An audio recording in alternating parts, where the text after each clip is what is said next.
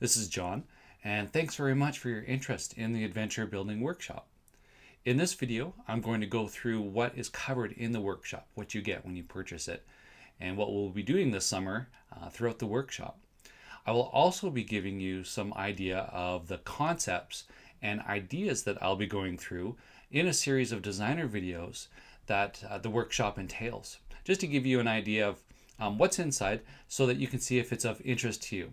And then I'll be recapping and giving you the URL if you're interested in getting the workshop. All right, let's dive in. If we haven't met before, if you have not been a Role-Playing Tips reader subscriber for very long, my stats are on the left. And in the center of the screen are some of the books that I've written and some that I've co-authored with some talented authors. I've been publishing Role-Playing Tips since 1999. And I figure since that time I have published / written / edited about 2 million words and 7,000 tips, all for game masters to help you have more fun at every game. So a couple of years ago I asked Role-Playing Tips readers what they liked and disliked about published adventures, because I didn't want to produce the same old product of the kind that was giving you problems and causing friction at the game table. I wanted to make my adventure different than the other products out there, and I thought by asking you and solving some of the problems that you have with adventures, I could accomplish that. And I received over 250 responses, and some of them were very detailed. Thank you very much. And I read through them all and I analyzed them, and after looking at them and thinking about them for quite some time, I realized that they all boil down into 3 categories or themes. And you told me you wanted, out of these themes, story, freedom, and integration. Story is the fantastic adventure that takes place with the characters, and by the time that you get done, you'll have a great tale to regale your friends with. You want an experience that's not just a bunch of cobbled together random encounters. And freedom, you want an adventure to flex to character decisions. You want it to be robust and not brittle so that it breaks once the characters do something unexpected that the adventure designer didn't account for or didn't help you out with in creating some kind of way to get the characters back in. But at the same time, you also don't want an adventure that's on a railroad where it has a rigid plot and you have to follow it or else. And you want integration. You want the adventure to fit within your campaign world, within your campaign, and usable with your game system. You want the ability to use the adventure the way that you want it and not to have so many dependencies, so many restrictions of where it has to happen and all the types of creatures and events and locations that it's just not usable within your current campaign. So these are fantastic themes that I'll carry forward into the adventure workshop. And I just want to read out some of the items, some of the feedback that you gave me, just so you can have an example of what your fellow readers are saying about these themes. For story, a good adventure isn't all about combat, but about conflicts. I would like to feel like there's something grander going on behind the scenes, like NPCs know each other, little details which happen in real life happen in the story. For instance, John is unhappy because his wife is sleeping with a baker, so on that day he charges double the price for his goods. Making NPCs feel real is the most important part of playing and DMing to me. Published adventures do a poor job describing the motivations of everyone and aiding the GM in determining the course of things should the PCs do something unexpected. For example, my group is playing a Pathfinder adventure path. Our group delayed, wasted time, and got sidetracked so much during a race to find a hidden city. The GM decided the NPCs would have found the city before us. However, the adventure did not address that issue, so the GM had to wing it and decide how things panned out while our group wasn't there, and then come up with all that stuff for us to do that replaced an entire book of the 6-part adventure path. Don't seem to have just regular people, commoners and such, really involved or at the heart of the adventure, of the issue. A murder mystery, politics, or even theft-based would be nice to see once in a while. For freedom, some comments were inflexible plotting, the characters must zig, and the adventure has no advice on the player's zag. Most are too linear and don't provide much choice for the players as to what to do after the start of the adventure. The general lack of ability to react to PC creativity. They tend to be overly rigid. Finding a way for the module to be more variable to react to player action would be awesome. Railroading adventures where the perceived overall plot is more important than the interaction between the DM's NPCs and the PCs. The player should always have the option for the character to become a hero or utter failure by their interaction with the adventure and not some predetermined path. I mean, the feedback was pretty consistent and clear that you didn't want a railroad and that you wanted the adventure to flex to your GMing style and your campaign. Which brings us to integration. The Pathfinder adventure paths tend to forget about the early stuff. So in part 1 you meet NPCs and sometimes come into possession of a house or inn or castle, but by the next part you leave and hardly ever go back. The initial NPCs are irrelevant by part 3, and you wonder why anyone ever put so much time into their history and personality. Adaptability. Anything that eases the insertion of the adventure in an already started campaign, or some suggestions on how to expand the plot around the adventure and start a campaign out of it. Too few tie-ins for players. As you can see, these themes are fairly consistent. You want the ability to run the game how you want, and the adventure is more there for inspiration and structure and giving you lots of material to work with without tying you down to a very specific plan or flowchart of activity that will break once the players meet it. I took these themes and came up with design patterns, and these patterns will be all through the workshop. I call it the Venture Ecocycle. I don't know what ecocycle means, it's just a word I made up, but it means a combination of ecosystem and cycling. Your ecosystem consists of those 3 items: story and freedom and integration. And I call that story, regions of mystery, and blank map to explore. And I'll go into those concepts in a second, just as part of a preview of what you'll learn in the workshop and what I will be designing, and you can see over my shoulder as I create a module using these concepts. And the cycle part is that you don't have a linear plot to follow. Instead, all these things, these 3 items, work with each other over and over again as part of a loop. And you just go through them and cycle and iterate through them so that your NPCs are important at the beginning and the same ones at the middle and end of the adventure. That you're reusing locations and they become familiar and famous, possibly even legendary. And so that you're getting to know the region like the back of your hand. So as you GM it, you become more comfortable and confident in GMing the module, which isn't just this set of constantly new experiences and new plot events constantly thrown at you. Instead, you're creating this milieu of materials that you go back to again and again and create really cool stories out of. So this is pretty high level. I'm going to stay high level in the preview, but I do want to go into a little bit more detail about what this crazy ecocycle system is. So the 3 pillars of my adventure fall under these categories: story, freedom, and integration. And with story, I'm going to use 3 techniques to have that happen. The first is overlays.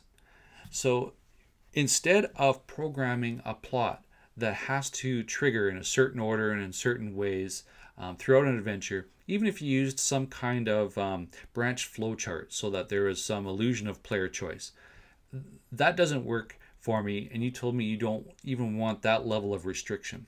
So the solution is to have an existing setting, an existing place that is full of adventure and full of mystery, and you overlay plot on top of that. And I hinted at that in my adventure checklist in recent role-playing tips, where you use primary and secondary agents to drive events and action forward if the PCs don't do anything. So the overlays are robust because even if the PCs don't follow the plot, if they don't take your hooks and they just do their own thing, for starters they can, as you'll see why in a moment, but in the background things are still happening and the world is still changing in a way that you can easily manage because of this overlay system. And events. So rather than creating fixed situations that require certain things to happen to trigger, Instead, we're just going to create situations based on what's happening in the game right now. So if the PCs are active agents, then they're going to cause things to happen. There'll be consequences to their actions and decisions, and they will spawn future events. And so the module will provide you ideas with those events and how to shape them. But because you're using existing NPCs, locations, and items, you won't be having to invent this all by yourself. It'd be like Lego. The events just give you patterns of Lego to create cool game experiences with. So again, very flexible, but we're still targeting story. We're still working within that overlay to keep the plot progressing forward. It's just not being driven by the characters and by you, not by the writers. And finally, we'll use villains and rivals. So villains are the primary agents in my adventure. They're going to do things, they have plans, they're independent of the PCs, and they're going to make PCs' lives difficult. And hopefully the PCs get a good hate on for the villain and his minions and lieutenants. We're also going to have rivals, because that's a favorite technique of mine. And if the PCs ignore the hooks, then the rivals will take the hooks and come back loaded with treasure. And because you're not creating all of these things in advance, which I'll explain in a moment, you don't lose anything. You don't lose, well, you just can't run that book of the adventure path because the rivals solved it all. It's not structured like that at all. All right, so let's dig into that. That's called freedom. So what we'll do is we'll use missions. We're going to create missions, usually triggered by events, but also as part of the overlay, and also triggered by what villains and rivals do. We're going to ask the PCs to go on a lot of missions, and this will be hopefully spawned by what they want to do within the environment, the setting, and the milieu that we've created for them. So we'll have mission-based games. And so therefore, those will cause encounters and generate situations that you get to GM out. And again, the module will be there with the overview and the ideas for you to quickly put these things together, and you won't be caught off guard having to start from scratch with things. I'll also take advantage of the faction pyramid, which was discussed recently in role-playing tips. And that gives you a lot of flexibility in how you react to the players, but at the same time it gives you structure, so you know who the key NPCs are and what they want and what they're likely to do. And then we'll use loopy planning, which I've talked about a lot. And that's just a way of tracking the plots as they progress, but one step at a time. So you don't plan too much in advance and risk wasting material because it gets ignored, or maybe rivals do it, or it becomes irrelevant by the time the campaign progresses to that point. But at the same time, you're on top of all the information and what's going on in your campaign. You have this list of items, all these plots and side plots, and the current development and the history, so all the previous actions. And so it gives you the ability to control what's going on and understand what's going on while giving players lots of choice. And finally, we'll get to integration, which is all about making it fit within your campaign. So we'll use the mining cart system. We're going to mine the your campaign and your world and the PCs and their backgrounds. And we'll create, I've got some aids, some worksheets that we'll fill out using this, so that you now have these tools to bring the PC's backgrounds and your world and your campaign background and details into the game as you play it. So it's not just narrative integration, but it is gameplay integration driven by what's gone on in your campaign in the past, and also in the whatever the players have presented you and offered you as background details. Then we'll use something called the Legends system. I'm still developing this. It hasn't been published in role-playing tips or anywhere else before. And something that's always, while having an unexplored region is fantastic, and I love that kind of a game, something that's always bothered me about it is, well, if these different things are present in this unexplored area, wouldn't ripples of those in one shape or other reach the player characters? Wouldn't their presence cause a change or an effect on the ecosystem, on the environment, on how they change the world because of their existence, especially if they're powerful creatures or really valuable treasure hoards and rumors of those and legends of those? So the legends system will allow you to have those things, but without kind of putting them down into your campaign in a rigid manner ahead of time. But instead you will send out those ripples in advance so that it feels like the world is a integrated whole, and that has this rich history and this rich fabric tapestry of things to discover about it, the mysteries. But you haven't actually painted yourself into a corner by placing these things and making a whole bunch of decisions about them ahead of time. Instead, you're just seeing what takes and what doesn't take as the campaign unfolds. Then you go ahead and you place them. And so I'm calling that the Legends system, which is sort of like, I don't know what you would call it, like a radar for game elements that you're thinking about adding to the campaign. And those game elements will be listed and given to you in the module, but they won't be put in such a way, they won't be pre-placed in the adventure, so you have to follow a rigid plot. Instead, you put them where you want in the best place possible and the best time possible to make the best story. And then finally, we have spikes of danger. And I got this idea by reading the heck out of the West Marches campaign logs. And that was a fantastic read. And out of that, I got this idea of, well, there are lots of places that are in the safe zone for the characters in their early days of their adventuring careers when they're inexperienced and unskilled. But those places have these very locked doors, sealed doors. Behind those sealed doors, great rewards and treasure might lie, but they have they're very dangerous to go explore. It's up to the players and the characters to decide if they want to risk that, which is very exciting for gameplay, and it gives them the ultimate choice.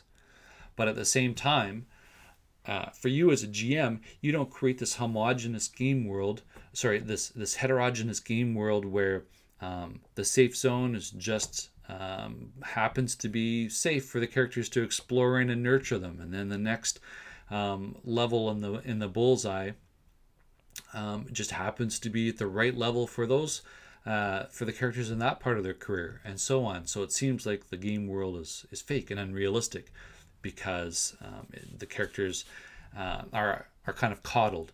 So spikes of danger present these exciting threats and these places of mystery, what's behind the door, metaphorically speaking, that they can dip their toe into or not.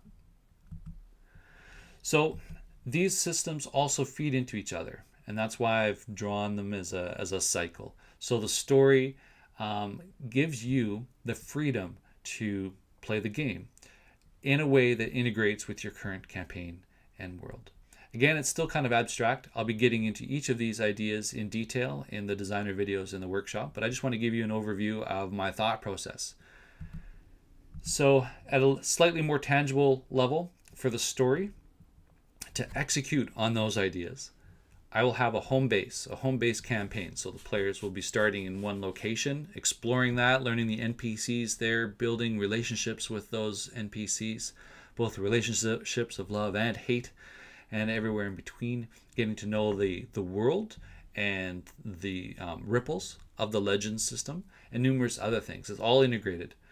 Then the story will be given a plot arc, and that will be the layer that you put on. So the layer, it's hard to describe, but it doesn't dictate the choices that the players have. It is just this situation that's happening, and they choose how to deal with it. But the situation is going to progress no matter what the players do. It will get worse. So in that way, it's still a story, it's still drama. You can still make plot progress. The player characters can still feel like if they win an encounter and make the right decision, that they're making plot progress. But it's not a straitjacket. And finally, we'll go through critical path and parallel endings. So critical path means that you're going to just forecast what the plot, how the adventure could unravel, or sorry, how to unfold, not unravel. And to do that, we're going to look at, well, what are the different ways that it could end? And then with those as inspiration, you can layer and use Legends system and other things to offer PCs and guide PCs in that direction if they choose. So with the freedom pillar, we're going to have a sandbox campaign. So the home base is where a bunch of adventures will initially start, and players kind of it's like the normal world for them in Joseph Campbell's mythological framework. And there'll be adventures there, some that are preset, just to kick the campaign off, get the party unified and formed as a group, and get the players familiar with each other, and the characters' personalities to start coming through. Then we get into sandbox play, where nothing is on rails. The players make choices, the adventure reacts to that, and gives you the information that you need to know in order to run based on what the players decide. We're going to create those Lego pieces so that we can use them again and again. So you get to know them, and you get to portray them with ever more evocative detail, because you get more familiar with them. And those are the NPCs, locations, and items, people, places, and things. And then we're going to dig into some military strategy called the OODA loop. And this is from a famous, one of the best military strategists in the 20th century, John Boyd, who taught people how to react to the chaos and confusion of the battlefield. And we can use that exact same approach to help us react and to be proactive with the chaos and confusion of the characters in our milieu. Finally, integration. We're going to have a hex crawl. So those are places of mystery. And we're going to start with a blank map. So we'll have the home base. Right? That's our secure and safe zone. And the players can tentatively go out and become more comfortable and explore the world. They're going to do it in a sandbox fashion. So they're driving things. Although there's a story that's layered on. That's our plot arc. But there's a blank map. So there's this whole area of unknown. And that's really exciting for many players. And it also gives you the ultimate flexibility in putting this adventure into your existing world. You just need a place where blank map can exist, where characters can go out and discover what's to be had out there. And we're going to use generators a lot to fill out the blank map so that you can procedurally generate the adventure in reaction to the characters when you need the information. So, right time, right place, and right stuff for the adventure. And generators are one of the easiest way. And this is different than wandering monster tables. Random stuff just happens and there's nothing tied together.